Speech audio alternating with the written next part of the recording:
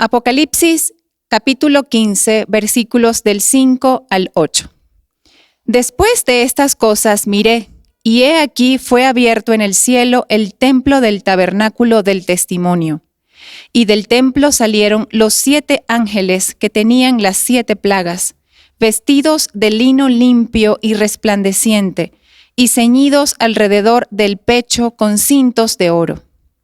Y uno de los 4 seres vivientes dio a los 7 ángeles 7 copas de oro, llenas de la ira de Dios, que vive por los siglos de los siglos.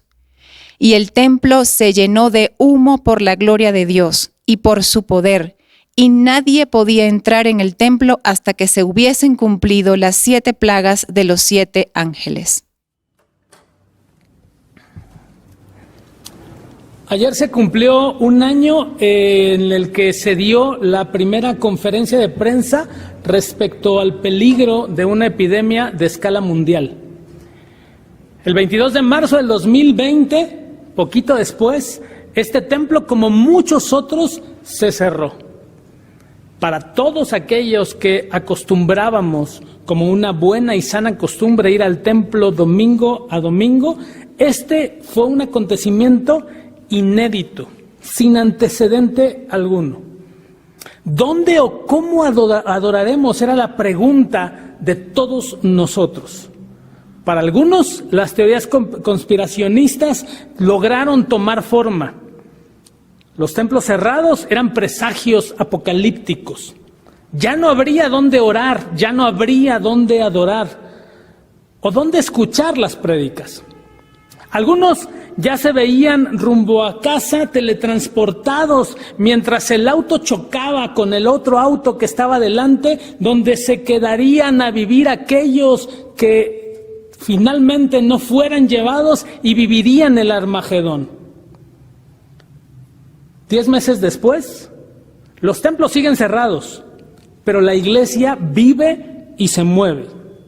En el capítulo 15 de Apocalipsis, en el versículo 8, lo que encontramos es que nadie entra al templo. El templo está cerrado. En el desarrollo de la narrativa apocalíptica va creciendo de alguna manera la intensidad y tiene en los capítulos 15 al 18 el clímax del derrumbamiento imperial.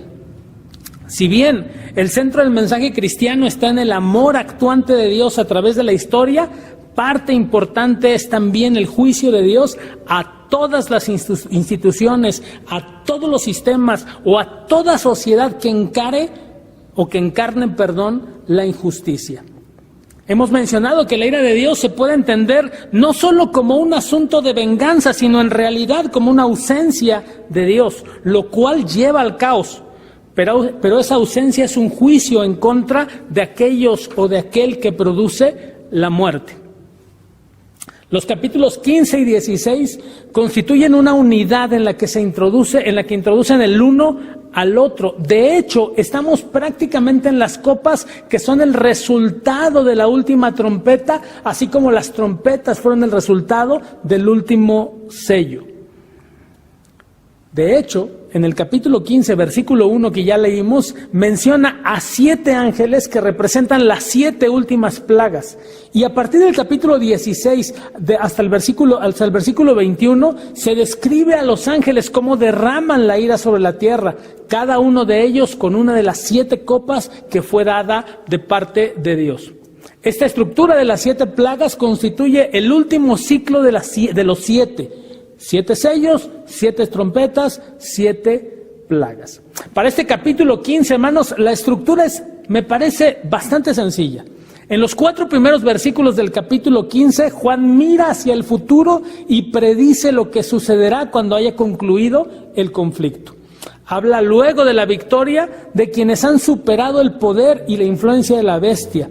Por eso menciona el cántico de Moisés y del Cordero. Y en los 4 versículos siguientes describe el templo y los 7 ángeles. Desde este lugar y mediante estos ángeles se inician las 7 plagas. Así que en el capítulo 16 lo que nosotros vamos a encontrar es el desarrollo de las 7 plagas, pero como nos tiene acostumbrado Juan, en el capítulo 15, en el capítulo anterior a todas las plagas, nos manda un mensaje de esperanza. Capítulo 15, versículo 1 dice: vi en el cielo otra señal, grande y admirable, 7 ángeles que tenían las 7 plagas postreras, porque en ellas se consumaba la ira de Dios. Lo que nosotros observamos desde el principio en el texto de Apocalipsis es a un personaje que está viendo y que ha sido llevado a la primera fila del cielo para ver todo lo que acontece, todo lo que ya ha acontecido y lo que en algún sentido desde su perspectiva acontecerá. La expresión vi aparece en Apocalipsis 42 veces y de esas 42 veces 3 aparecen en este capítulo, así que es relevante la expresión. Y la primera que aparece en el versículo 1 que leímos es una afirmación de los 7 ángeles con las 7 plagas. La segunda que aparece en el versículo 2 revela el mar, que otrora era informante de malas noticias, pero ahora está siendo dominado y pisado por los vencedores, que ahora cantan, según el texto, el cántico de Moisés y del Cordero. Y la tercera que aparece en el versículo 5 revela el templo en el cielo y la gloria de Dios. No está claro por qué se le llama a esta señal en el cielo la señal grande y maravillosa, pero se repite en el versículo 3, donde se describen las obras de Dios. Quizá es solo el reflejo de todo lo sorprendente que vio Juan de Patmos estando ahí en el cielo. ¿Quién que observase eso que Dios estaba haciendo no pudiera pensar o decir grandes y maravillosas cosas he visto? El texto dice que había 7 ángeles que tenían las 7 últimas plagas. Para Apocalipsis, esta es la señal de totalidad, el 7. El número 7 entonces describe lo completo. De modo que estas copas de ira representan ya a la altura del texto que estamos viendo, la manifestación final y completa de la ira de Dios sobre el mundo. Son las últimas 7 plagas, finales, pero además inevitables. La palabra plagas viene de una palabra griega que podríamos traducir como pegar, herir o golpear. Esta, sin duda, es una palabra que nos refiere inmediatamente al libro de Apocalipsis. De hecho, el capítulo 15 tiene una carga del libro de Éxodo que verdaderamente es impresionante. Cuando entendemos lo que pasa en el libro de Éxodo, podemos entender mucho más fácilmente el capítulo 15 que tenemos frente a nosotros.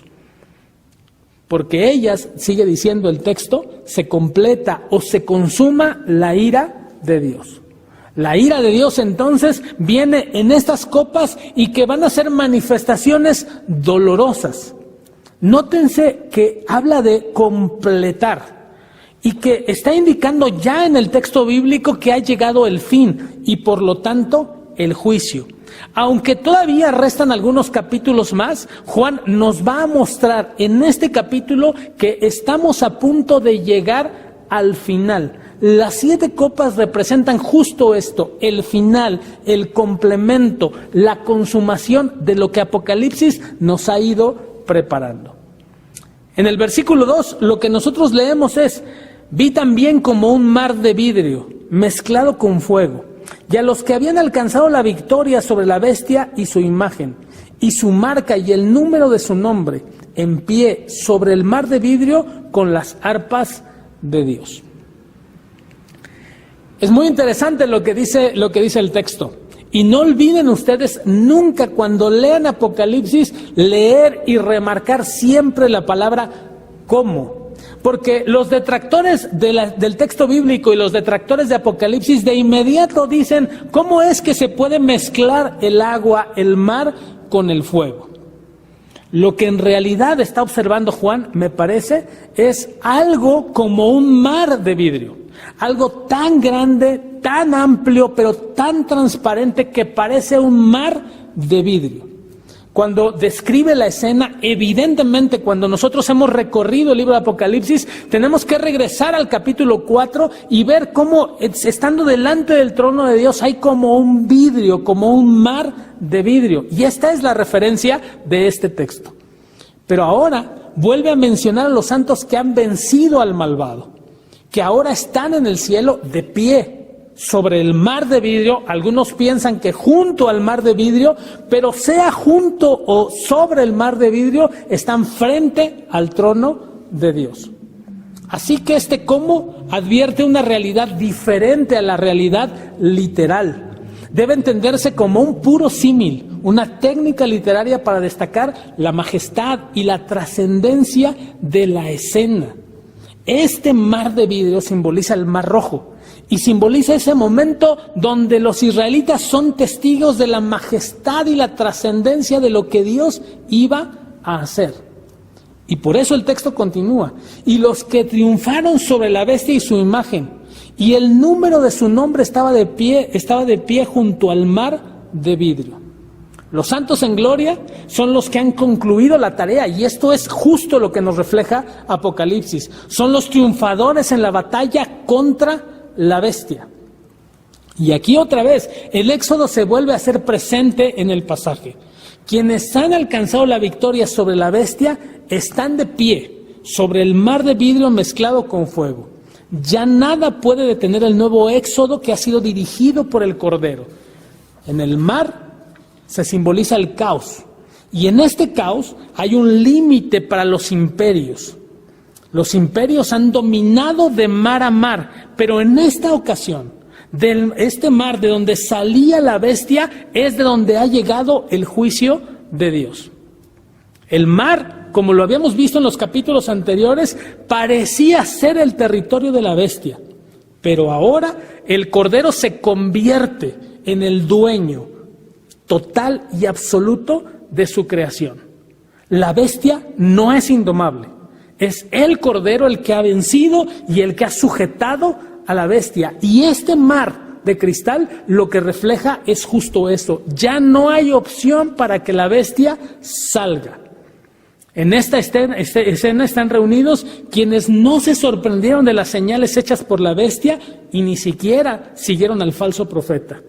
Mientras que unos adoraban a la bestia por sus prodigios, hubo quienes supieron distinguir entre la bestia y el Cordero. Pero más aún, no solo supieron distinguir entre la bestia y el Cordero, supieron a quién adorar, supieron a quién seguir, y estos son los vencedores.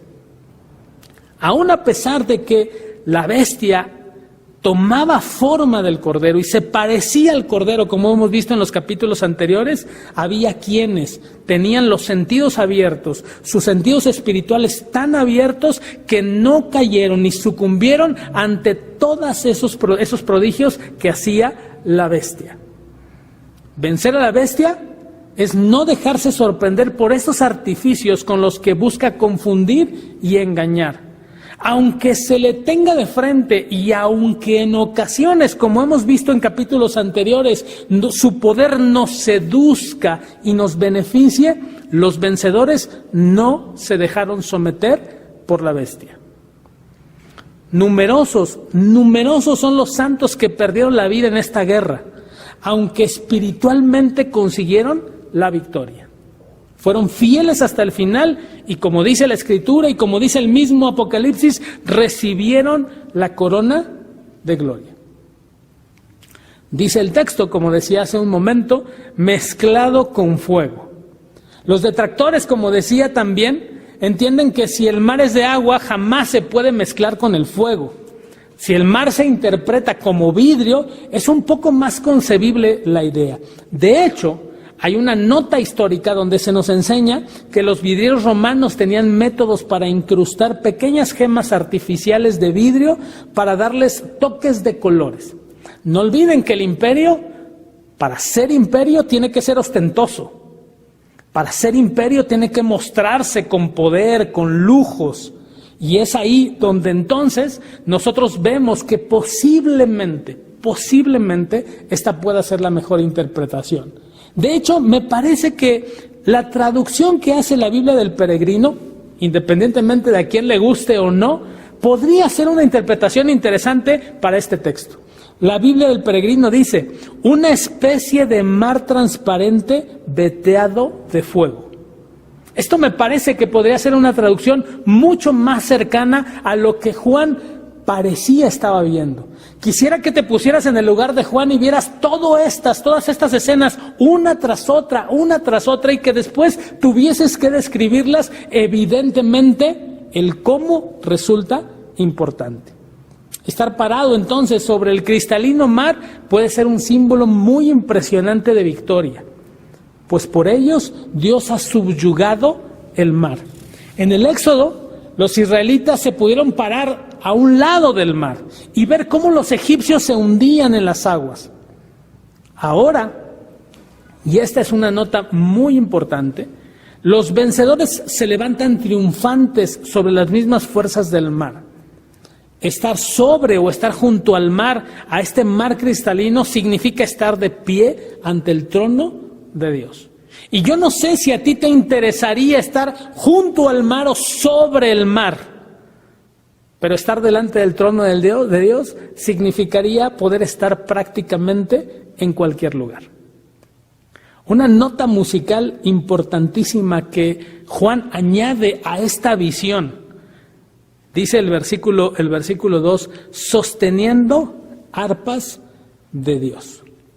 Juan pasa, como digo, de lo visual a lo musical y nos comienza a deleitar con música instrumental y vocal. Esta es una frase que puede ser interpretada y sugerir varias cosas.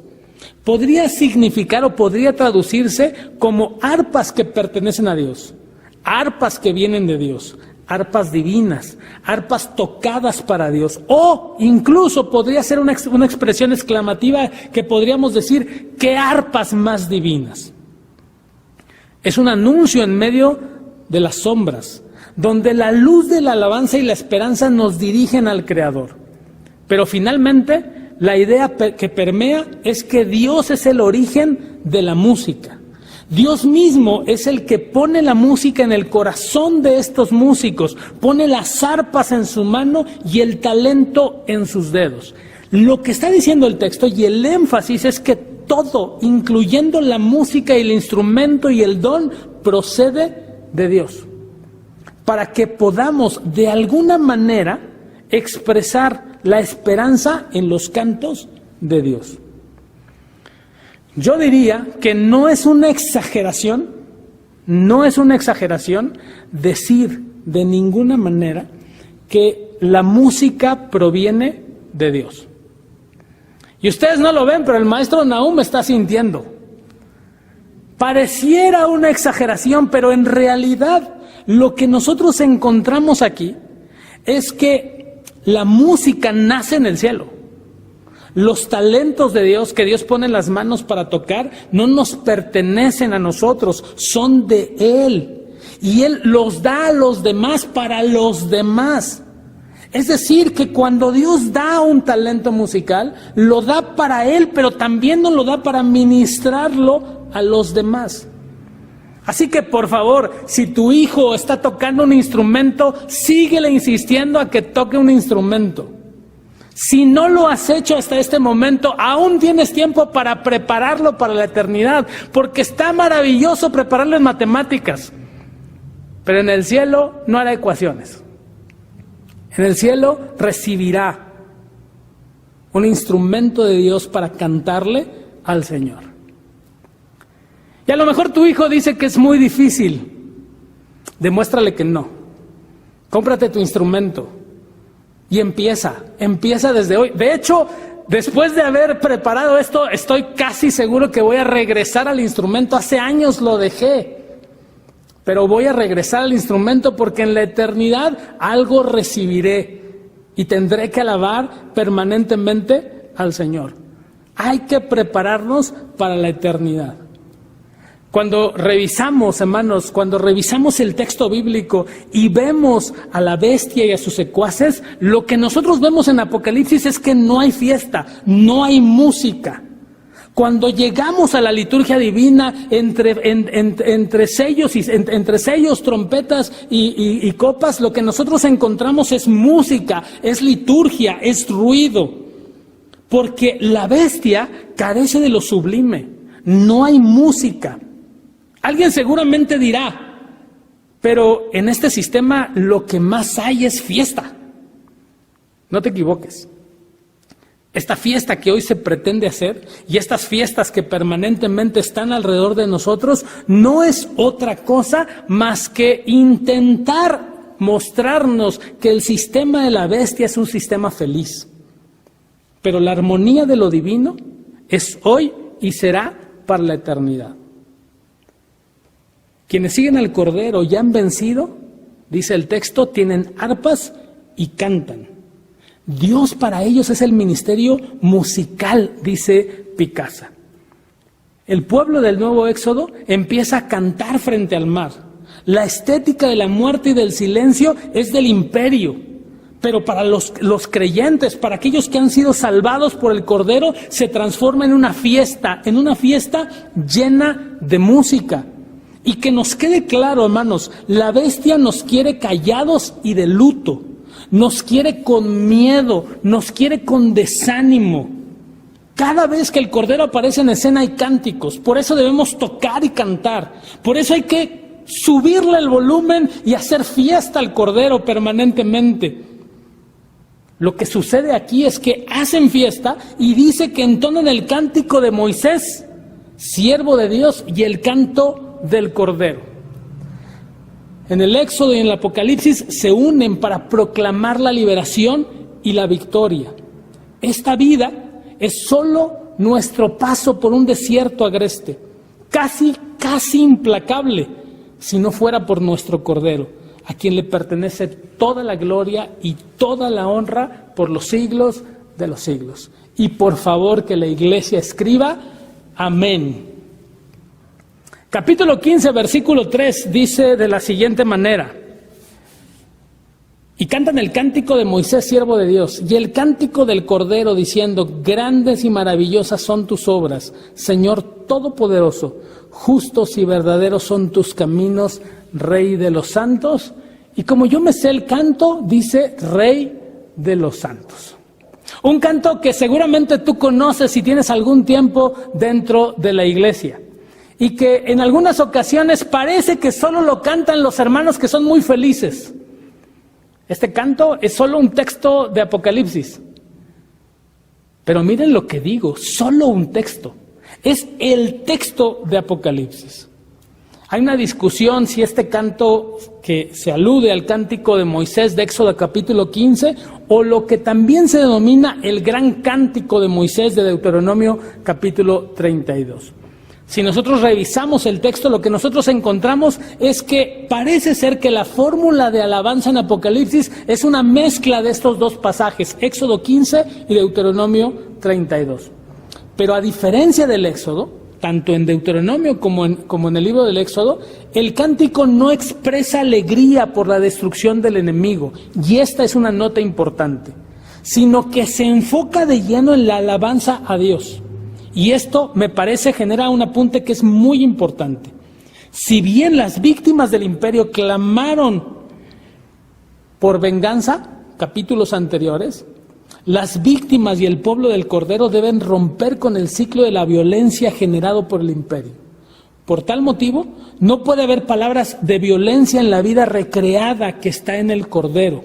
No podemos llegar a afirmar que las víctimas tienen el derecho de decidir sobre la violencia que pueden ejercer, pero Apocalipsis exige que se renuncie incluso a la violencia legítima contra el imperio para dejar todo en manos del Cordero y sus justos juicios. El Cordero y su pueblo, con ellos se rompe la espiral de violencia. Se deja de imitar al imperio para ser imitadores plenos de aquel que está sentado en el trono del Señor.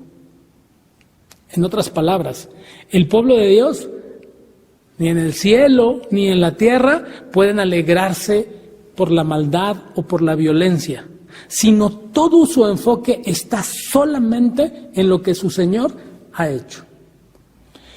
No resulta remota la posibilidad de que los primeros cristianos cantaran en sus propios servicios cúlticos este himno que Juan acaba de citar. El himno refleja las grandes obras de Dios que los escritores del Antiguo Testamento mencionaron con frecuencia, y es un canto de fiesta, canto de alabanza dedicado al Señor. Tal vez por la fiesta es que el ritmo de este canto tradicional a algunos no les gusta. Pero si se meten a YouTube van a encontrar por ahí algunas otras versiones que no son tan rítmicas. Pero me parece que en el texto, en el fondo, está la fiesta. Y no solo la fiesta en el culto, sino la fiesta de aquel que ha sido redimido, la fiesta de aquel que finalmente ha logrado la victoria. Este canto asigna a Dios los títulos que ordinariamente en la época de Juan estaban solamente reservados para el emperador. Señor Todopoderoso, Rey, poseedor de la justicia y de la verdad. Así entonces, cuando Juan escribe esto de manera frontal y tajante, se proclama a Dios como el verdadero Señor. Se proclama al Señor como el que tiene todo el poder a su disposición, como el verdadero Rey sobre el cosmos y el único que es justo y veraz en todo. El emperador y los poderosos, tenemos que decirlo con todas sus palabras, no son nada. Todos los poderosos y todos los gobernantes no son nada. Se tenía que decir y se dijo. Dios lo es todo. Él es el Todopoderoso y nos seguimos maravillando porque Él es el dueño y Él es el gobernante de este mundo, a pesar de que otros nos quieran vender una idea diferente. En el versículo 4 lo que leemos es: ¿quién no te temerá, oh Señor, y glorificará tu nombre? Pues solo tú eres santo, por lo cual todas las naciones vendrán y te adorarán, porque tus juicios se han manifestado. Aquí leemos palabras y frases que se han tomado de la himnología del Antiguo Testamento, como lo indican referencias que podemos sacar fácilmente del Salterio. Si las naciones habían ido en pos de Babilonia o de Roma o de cualquier imperio moderno, ahora se declara que las naciones vendrán en adoración a Dios. El mensaje del Apocalipsis, amados hermanos, va más allá de la iglesia local e incluso más allá de Israel. Habla de las naciones. Es un mensaje universal. Aquí Israel, Jerusalén, presbiterianos, bautistas, metodistas, hermanos libres, no son nada. Se han dejado los grupos humanos, se han dejado los lugares concretamente ubicados para convertirse en símbolo de comunidades universales, de todo pueblo, de toda nación y de toda lengua, como constantemente se repite. No se trata de alguna iglesia local, no se trata de algún grupo específico. Todo, absolutamente en el Apocalipsis es sobre Dios y su Cordero. Todo es sobre aquellos que se han mantenido fieles, aún en contra del Cordero, aún en contra de la bestia. El mensaje, hermanos, del libro de Apocalipsis para la iglesia es un mensaje donde tenemos que abrir los horizontes y tenemos que evitar imaginar a un mundo sectario. El concepto de iglesia, incluso el concepto de iglesia local, es limitante. Lo que se busca en Apocalipsis es formar parte del pueblo del Cordero. Y yo sé que para aquellos que asumen un presbiterianismo a rajatabla, no parece ser un mensaje adecuado. Pero el mensaje de Apocalipsis, hermanos, no es un mensaje sectarista. Es un mensaje para todas las naciones, para todos los pueblos y para todas las lenguas. Y para aquellos presbiterianos que ven todas las lenguas aquí y ven desorden en el cielo, les tengo una noticia. En el libro de Apocalipsis también se nos dice que los que venzan, solamente ellos saben lo que cantan. No sé cuál será el lenguaje en el cielo. Algunos dicen que era el inglés, pero que pronto será el chino. Algunos pensarán que es en español. Pero el texto bíblico nos recuerda que todos los vencedores cantaremos un himno que solamente nosotros sabemos y conocemos. Este himno, amados hermanos, que está aquí, es un himno que de alguna forma responde a la pregunta retórica inicial de este versículo. ¿Quién no te temerá, oh Señor, y glorificará tu nombre? Y entonces la respuesta es, ¿quién no lo haría si tú eres santo? ¿Quién no lo haría porque tus juicios son seguros? Así que entonces, si aquella persona que por lo menos tiene dos dedos de frente sabe que tú eres santo y sabe que tus juicios son seguros, entonces vendrá y adorará. Dicen, y digo dicen porque no estoy muy seguro, no tengo la evidencia, de que a un gran predicador que le estaba predicando a un amigo, este amigo de alguna forma quería escuchar del Evangelio. Y entonces un día, era medio místico este amigo, llegó y le dijo al predicador, hoy vi a Dios, hoy vi a Jesús. Y el hermano le preguntó, ¿y dónde viste a Jesús?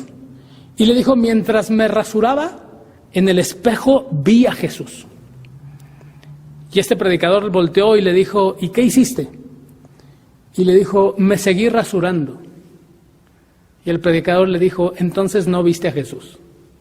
Porque si hubieras visto a Jesús, hubieras caído de rodillas delante de él. Porque no hay nadie que pueda ver su grandeza y ver su maravilla y no someter su vida, su cuerpo, todo su ser a la misma autoridad de Jesús. Así que lo que nosotros vemos en este texto es esta expresión maravillosa. ¿Quién no te temerá, oh Señor? ¿Quién no glorificará tu nombre? Aquel que entiende por lo menos un poquito de tu majestad rendirá su vida completamente a ti. Ya estoy sobre el tiempo y me falta la mitad del texto. La mitad. Así que ármense de un poco de paciencia y terminemos este capítulo 15 porque si no, nunca vamos a terminar Apocalipsis. Versículo 5 dice el texto, después de estas cosas miré y aquí fue abierto el cielo y el templo del tabernáculo del testimonio. Y del templo salieron los 7 ángeles que tenían las 7 plagas, vestidos de lino fino y resplandeciente, y ceñidos alrededor del pecho con cintos de oro. Y uno de los 4 seres vivientes dio a los 7 ángeles 7 copas de oro, llenas de la ira de Dios, que vive por los siglos de los siglos. La revelación entonces celeste comienza a crecer y en el principio había un vistazo del cielo, pero ahora el cielo y el templo se abren completamente y la tienda, el tabernáculo del testimonio se abre.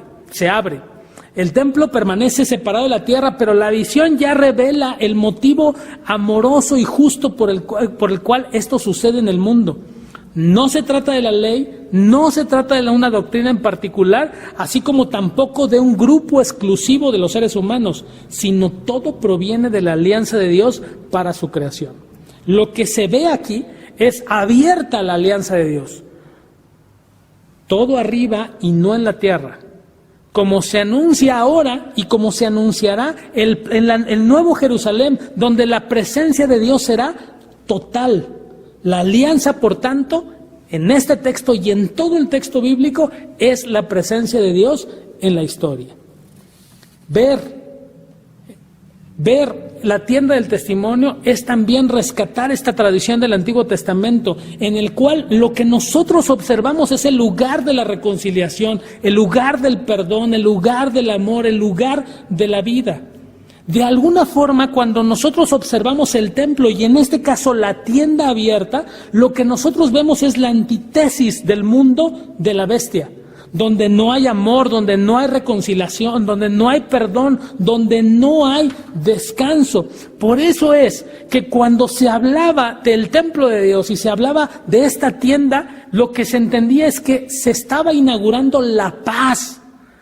Cuando nosotros observamos en este texto, en el último versículo, que el templo se mantiene cerrado por la gloria de Dios, lo que nosotros tenemos que leer es que la paz se ha agotado, que la paz se ha acabado, porque el templo está cerrado. En estos últimos versículos Juan describe a los ángeles y en el siguiente capítulo lo que hace más detalladamente es mostrarnos la fuerza y el alcance de las plagas. Pero no podemos olvidar que así como la música proviene de Dios, los ángeles proceden de la presencia de Dios.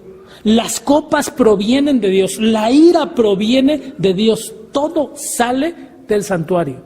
Así que todo lo que recibimos es enviado directamente por Dios. La vestimenta de los ángeles no es importante. Lo más importante es saber y reconocer que todo procede de Dios. Dentro del capítulo 4 están los 4 seres vivientes que reciben un papel diferente en todo el libro de Apocalipsis. Y aquí resulta que hay un ser viviente que da estas copas de ira. Así que esta liturgia irrumpe aquí para hacer presente a la comunidad. Siempre aparece en el texto, esta liturgia, aparece la comunidad. La comunidad no es solamente una espectadora del éxodo que Dios está operando a través de este imperio romano, sino que participa en él. Lo que se expresa simbólicamente en realidad en todo esto es cómo el pueblo de Dios participa y ve cómo todo, absolutamente todo, proviene de Dios. No nos equivoquemos. Apocalipsis no habla del terror divino, sino del fin del terror bajo la bestia. Algunos observan en estas copas terror que proviene directamente de Dios, pero lo que está sucediendo en realidad es que el terror de la bestia está por terminar. La bestia y el imperio no dejan su lugar pacíficamente, no van a dejar su lugar pacíficamente. Nadie se sale de su casa contento. Incluso arman alboroto, porque no están de acuerdo en salir del poder. Así que este no es terror divino, en realidad es que Dios está trayendo la paz a la humanidad. El humo que sale de la gloria de Dios, dice el texto del versículo 8, y el templo se llenó de humo porque por la gloria de Dios y por su poder, y nadie podía entrar en el templo hasta que se hubiese cumplido las 7 plagas de los 7 ángeles. El humo que sale de la gloria de Dios y de su poder penetra, dice el texto, el santuario interno. La escena nos recuerda este momento en el cual Dios llena el tabernáculo con su nube de gloria, como también ocurrió en el momento en el que Salomón dedicó el templo. En el tiempo de la muerte del rey Usías, Isaías vio al Señor sentado en su trono en el cielo y el templo, dice el texto, se llenó de humo. La presencia de Dios es tan intensa que ninguna criatura puede ingresar ante Él. El tiempo de ofrecer oraciones y peticiones de misericordia ya pertenece al pasado, porque ha llegado la hora del juicio. Nadie puede entrar al santuario interno hasta que las copas de ira hayan sido derramadas completamente. El tiempo del acercamiento ha terminado en el capítulo 15 de Apocalipsis. Pero para nosotros hoy, aunque el templo esté cerrado, aunque haya una pandemia que nos rodea, el tiempo de buscar al Señor no ha concluido. Y me parece que esta es la enseñanza que hoy el Señor te quiere dar. Si bien este es un tiempo terrible y para algunos les ha parecido que estas son las copas de la ira de Dios, quiero decirles categóricamente que creo firmemente que esta pandemia no es parte de las copas de la ira de Dios. Porque lo que Apocalipsis enseña es que cuando llegue ese momento, no habrá momento y no habrá manera de entrar al templo. No habrá dónde ir a orar, no habrá dónde ir a alabar, no habrá dónde ir a encontrar la paz. No estoy hablando del templo físico, estoy hablando de la misma presencia de Dios. Cuando las copas de ira sucedan, entonces no habrá ya posibilidad de buscar al Señor. Es muy probable, y solamente probable, que muchos de nuestros muertos en esta época hayan bebido su propia copa de ira poco antes de morir, donde no tuvieron oportunidad de buscar al Señor. Más de uno piensa que ojalá Dios antes de morir les dé el tiempo suficiente para buscarlo y arrepentirse. Creo que esta pandemia y creo que este momento aún es el tiempo para buscar al Señor. Si hay algo que hoy podrías hacer es buscar al Señor y acercarte a Él, porque aún el templo no está cerrado. Como dije, la iglesia sigue más viva que nunca.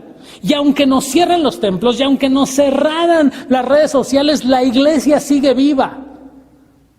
Y mientras la iglesia siga viva, el Señor la sigue escuchando.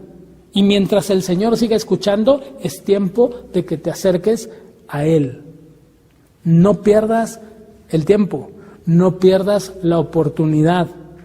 Aún en medio de la enfermedad, es tiempo de buscar al Señor. Que el Señor bendiga a su iglesia.